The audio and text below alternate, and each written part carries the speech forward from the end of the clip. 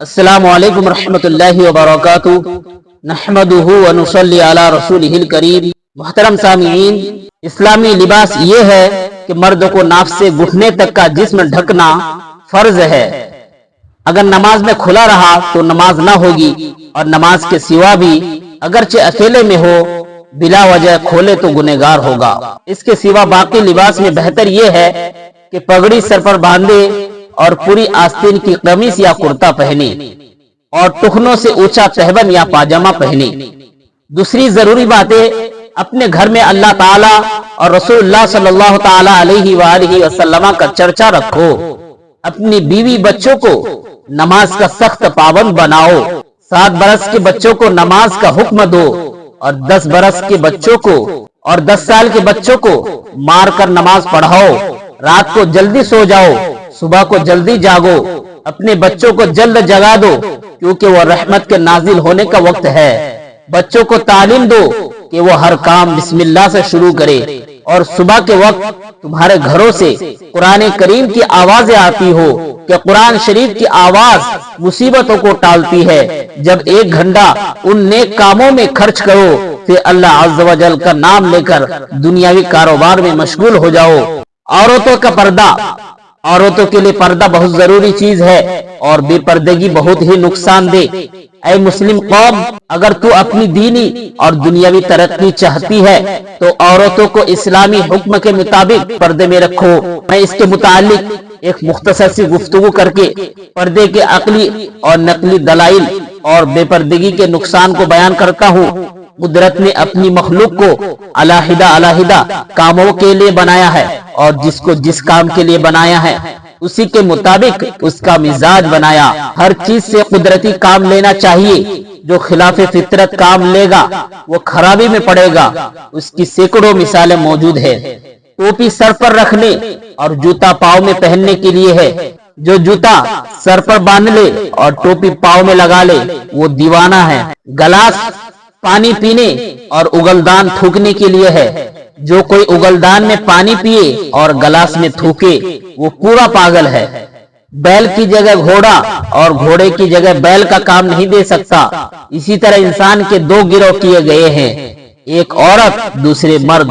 عورت کو گھر میں رہ کر اندرونی زندگی سنبھالنے کے لیے بنایا گیا ہے، اور مرد کو باہر رکھ کر کھانے اور باہر کی ضروریات کو پورا کرنے کے لیے بنایا۔ کہاوت مشہور ہے کہ 50 عورتوں کی کمائی میں وہ برکت نہیں جو ایک مرد کی کمائی میں ہے، اور 50 مردوں سے گھر میں رونق نہیں جو ایک عورت سے ہے۔ اسی لیے شوہر کے ذمہ بیوی کا سارا خرچ رکھا ہے، اور بیوی کے ذمہ شوہر کا خرچ نہیں، کیونکہ عورت کمانے کے لیے بنی ہی نہیں۔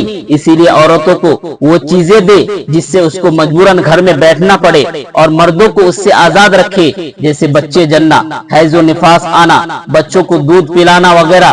اسی لیے بچپن سے ہی لڑکوں کو بھاگ دوڑ، اچھل کود کے کھیل پسند ہے، جیسے کبڈی وغیرہ، اور لڑکیوں کو قدرتی طور پر وہ کھیل پسند ہیں جن میں بھاگنا دوڑنا نہ ہو بلکہ ایک جگہ بیٹھا رہنا پڑے، جیسے گڑیا سے کھیل، سینا پیرونا، چھوٹی چھوٹی روٹیاں پکانا۔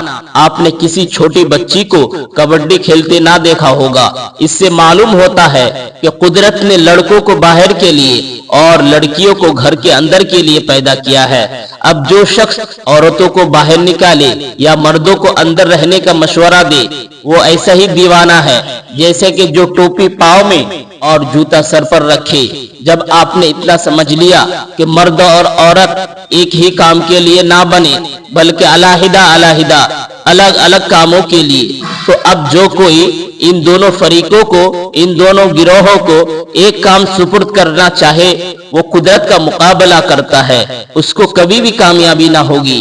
گویا یوں سمجھو کہ عورت اور مرد زندگی کی گاڑی کے 2 پہیے ہیں، اندرونی اور گھریلو، دونوں کے لیے عورت اور مرد باہر کے لیے۔ اگر آپ نے عورت اور مرد دونوں کو باہر نکال دیا تو گویا آپ نے زندگی کی گاڑی کا ایک پہیہ نکال دیا، تو یقیناً گاڑی نہ چل سکے گی۔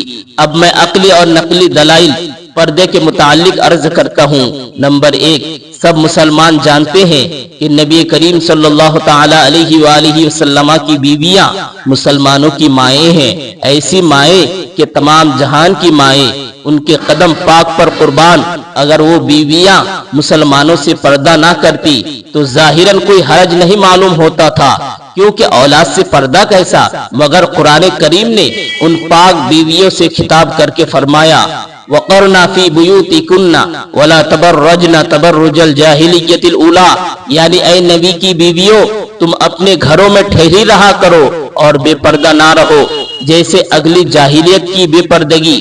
اس میں تو ان بیویوں سے کلام تھا، اب مسلمانوں سے حکم ہو رہا ہے وَإِذَا سَأَلْتُمُوهُنَّ مَتَاعًا فَاسْأَلُوهُنَّ مِنْ وَرَاءِ حِجَابٍ، یعنی اے مسلمانوں جب تم نبی کی بیویوں سے کوئی استعمال کی چیز مانگو تو پردے کے باہر سے مانگو۔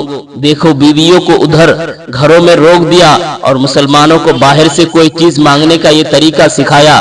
نمبر 2 مشکات باب النظر الی المخطوبہ میں ہے کہ ایک دن رسول اللہ صلی اللہ تعالی علیہ وآلہ وسلم اپنی 2 بیویوں حضرت ام سلمہ اور میمونہ رضی اللہ تعالی عنہما کے پاس تشریف فرما تھے کہ اچانک حضرت عبداللہ ابن مکتوم رضی اللہ تعالی عنہ جو کہ نابینا تھے آ گئے۔ حضور صلی اللہ تعالی علیہ وآلہ وسلم نے ان دونوں بیویوں سے فرمایا احتجبا منہ، ان سے پردہ کرو۔ انہوں نے عرض کیا یا رسول اللہ صلی اللہ تعالی علیہ وآلہ وسلم یہ تو نابینا ہے، یہ تو اندھے ہیں۔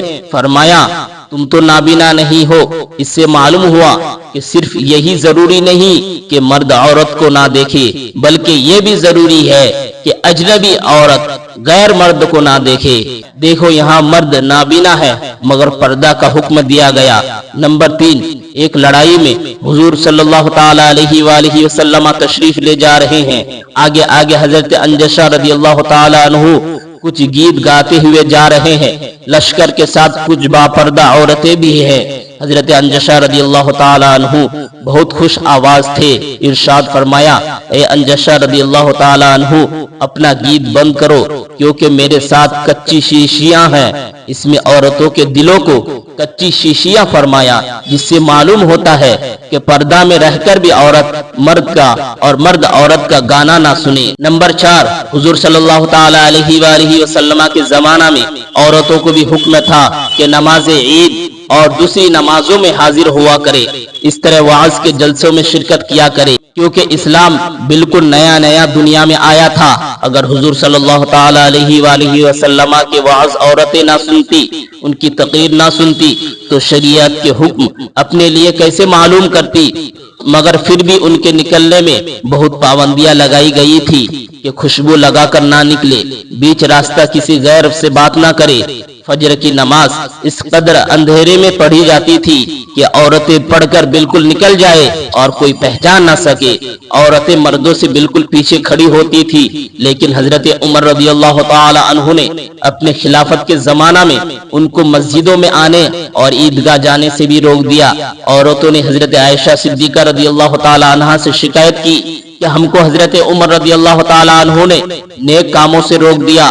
حضرت عائشہ رضی اللہ تعالی عنہا نے فرمایا اگر حضور علیہ الصلوۃ والسلام بھی اس زمانہ کو دیکھتے تو عورتوں کو مسجد سے روک دیتے۔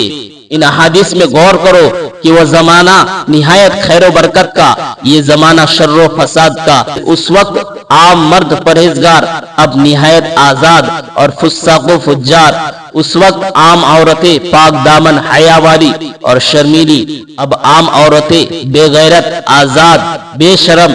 جب اس وقت عورتوں سے پردہ کرایا گیا تو کیا یہ وقت اس وقت سے اچھا ہے؟